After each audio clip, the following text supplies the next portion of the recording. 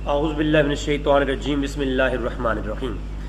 मैं हूं आपका दोस्त रिजी भाई और आज आपके लिए एक नया प्रोग्राम और नई वीडियो लेकर आपकी खिदमत में हाजिर हूं। अगर आपको वीडियो अच्छी लगे तो आप हमारा चैनल ज़रूर सब्सक्राइब करें और हमारी वीडियो को शेयर ज़रूर करें। आला हज़रत इमाम अहमद रज़ा ख़ान फ़ाज़िल बरेलवी की बहुत ही बुलंद बया अमलियात की किताब और इल्मुल अमलियात पर लिखी जाने वाली किताब शमा शबस्तान रज़ा, और ये आला हज़रत की तमाम तर अमल को इकट्ठा किया इकबाल नूरी साहब ने, जो कि मेरे हमनाम भी हैं।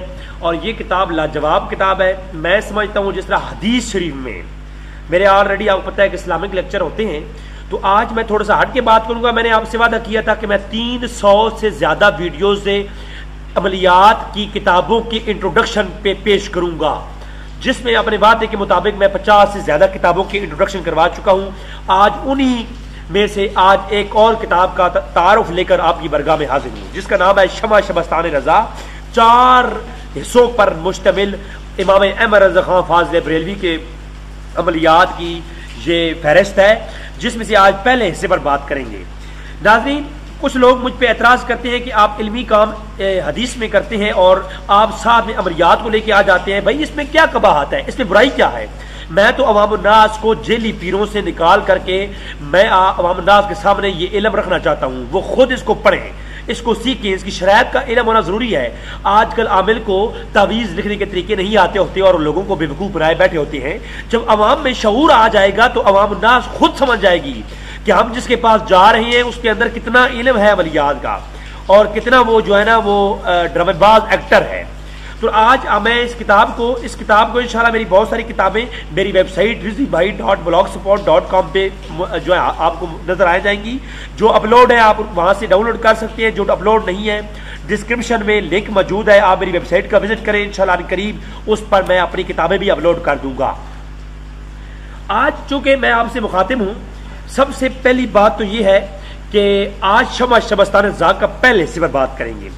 इमाम अहमद रज़ा ख़ान फ़ाज़िल बरेलवी को जिस तरह जिस तरह उनको तमाम उलूम पर, इल्मुल फ़िक़्ह पर, इल्मुल कलाम पर, हदीस शरीफ के इल्म पर और दीगर 52 के करीब उलूम पर आपको आला हज़रत इमाम अहमद रज़ा ख़ान फ़ाज़िल बरेलवी को अबूर हासिल था, इसी तरह आप इल्मुल अमलियात पर भी अबूर हासिल रखते थे।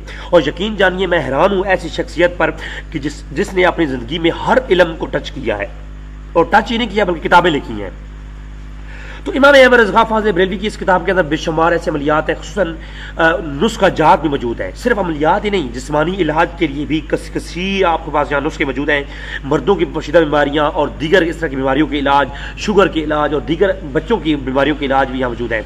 अमलियात की भी यहाँ मौजूद हैं और दीगर किस्म के तवीज़ात भी यहाँ मौजूद हैं, और तस्खीरुल जिन्नात, अमजाद और दीगर हर किस्म के अमलियात इस किताब के अंदर मौजूद हैं।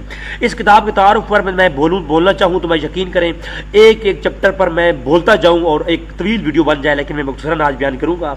सबसे खास बात यह है कि इस किताब के अंदर आपको इल्मुल साअ का मुतल्लिक और इल्मुल जो है अमलियात के और इल्मुल तावीज़ात, नक्श लिखने के 4 तरीके हैं और उनकी चालें मुख्तलिफ हैं, उनके ज़ैचे बनाने मुख्तलिफ हैं, और नक्श 4 किस्मों के होती हैं और हर नक्श की अपनी अक़साम होती हैं और उनके लिखने का तरीक़ाकार भी अपना होता है। लिहाजा उसके मुतालिक पूरी डिटेल यहाँ मौजूद है।